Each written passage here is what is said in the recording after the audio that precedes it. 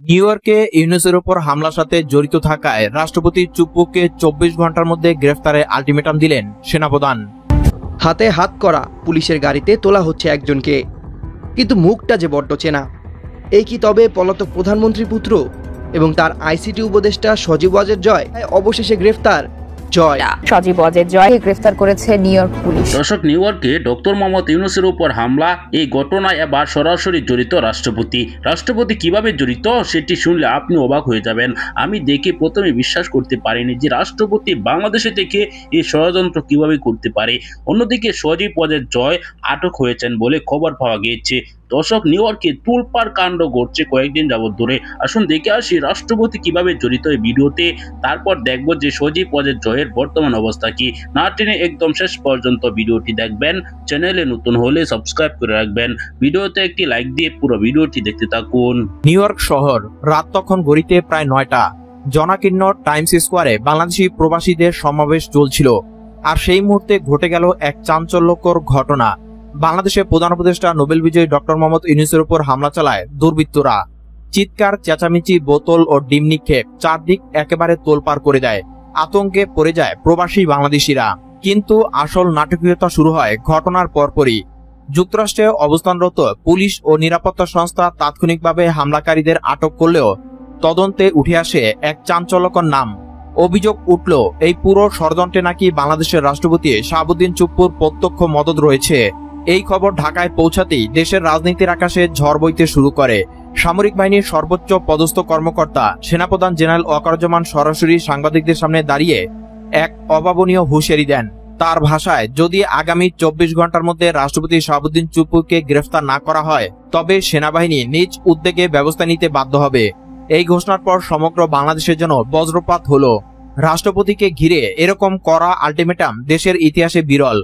বিশ্লেষকরা বলছেন, রাষ্ট্রপতি শাহাবুদ্দিন চুপ্পুর বিরুদ্ধে অভিযোগ প্রমাণিত হলে সেটি কেবল দেশের ভিতরেই নয়, আন্তর্জাতিক মহলেও বিশাল আলোড়ন তুলবে।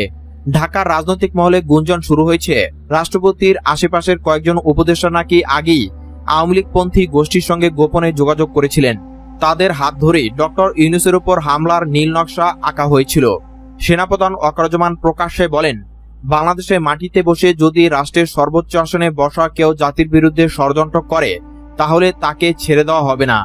এদিকে নিউ ইয়র্কে ডক্টর ইউনূসের সমর্থকরা বিক্ষোভ মিছিল বের করেছে। তারা প্লাকার্ডে লিখেছে, justice for Yunus, punish Shahabuddin Chuppu, save Bangladesh democracy. এই স্লোগান এখন প্রবাসী মিডিয়াতেও আলোচনা ঝড় তুলেছে। অন্যদিকে রাষ্ট্রপতি ভবন থেকে এখনো কোনো আনুষ্ঠানিক প্রতিক্রিয়া পাওয়া যায়নি। নীরবতা ভেঙে রাষ্ট্রপতি শাহাবুদ্দিন চুপ্পু কি বলবেন সেটাই এখন বড় প্রশ্ন। তবে তার ঘনিষ্ঠ মহল সূত্র জানিয়েছে, তিনি নাকি সেনাপ্রধানের এই আলটিমেটামকে রাজনৈতিক চাপ হিসেবে দেখছেন। বিশ্লেষকরা মনে করছেন, এই ঘটনা দেশের আভ্যন্তরীণ রাজনীতিকে এক নতুন দ্বন্দ্বের দিকে ঠেলে দিবে। কারণ একদিকে প্রধান উপদেষ্টা ডক্টর ইউনূস, যিনি সংস্কার ও স্বচ্ছতার প্রতীক হিসেবে বিশ্বে পরিচিত, অন্যদিকে রাষ্ট্রপতি, যিনি সংবিধানের শীর্ষ আসনে বসে আছেন। আর এই দুই ব্যক্তিত্বের সংঘাতের কেন্দ্রে এখন সরাসরি নাম উঠে এসেছে। বাংলাদেশের সাধারণ মানুষও আতঙ্কে। অনেকে বলছেন, যদি সেনাপ্রধান সত্যি পদক্ষেপ নেন তবে দেশে সামরিক হস্তক্ষেপ শুরু হতে পারে। ইতিমধ্যে সামাজিক যোগাযোগ মাধ্যমে হাজারো পোস্ট ঘুরছে। 24 ঘন্টার কাউন্টডাউন শুরু। রাষ্ট্রপতি চুপ্পুর পতন আসন্ন, ইউনূসের নিরাপত্তা চাই। এদিকে যুক্তরাষ্ট্রের পররাষ্ট্র দপ্তরও ঘটনার দিকে গভীরভাবে নজর রাখছে। নিউ ইয়র্ক পুলিশের মুখপাত্র জানিয়েছেন, তারা ঘটনাটি রাজনৈতিকভাবে সংবেদনশীল বলে চিহ্নিত করেছে। আটককৃত হামলাকারীদের জিজ্ঞাসাবাদে নাকি বাংলাদেশের উচ্চ পর্যায়ের নির্দেশের প্রমাণ মিলেছে, যদিও তারা আনুষ্ঠানিকভাবে এখনও রাষ্ট্রপতির নাম উল্লেখ করতে রাজি নয়। পরিস্থিতি এমন যে বাংলাদেশের ইতিহাসে এ এক অভূতপূর্ব সংকট। মাত্র 24 ঘন্টা, এই সময়ের মধ্যেই সব সিদ্ধান্ত হয়ে যাবে। রাষ্ট্রপতি শাহাবুদ্দিন চুপ্পু কি গ্রেফতার হবেন, নাকি সেনাপ্রধান ওয়াকারুজ্জামান তার কথার মতো পদক্ষেপ নেবেন? পুরো জাতি আজ দম বন্ধ করে সেই উত্তর খুঁজছে। শেষে বলা যায়, ডক্টর ইউনূসের উপর হামলার ঘটনায় যে রাজনৈতিক ভূমিকম্প শুরু হয়েছে তা আর শুধু বাংলাদেশের সীমান্তে আটকে নেই।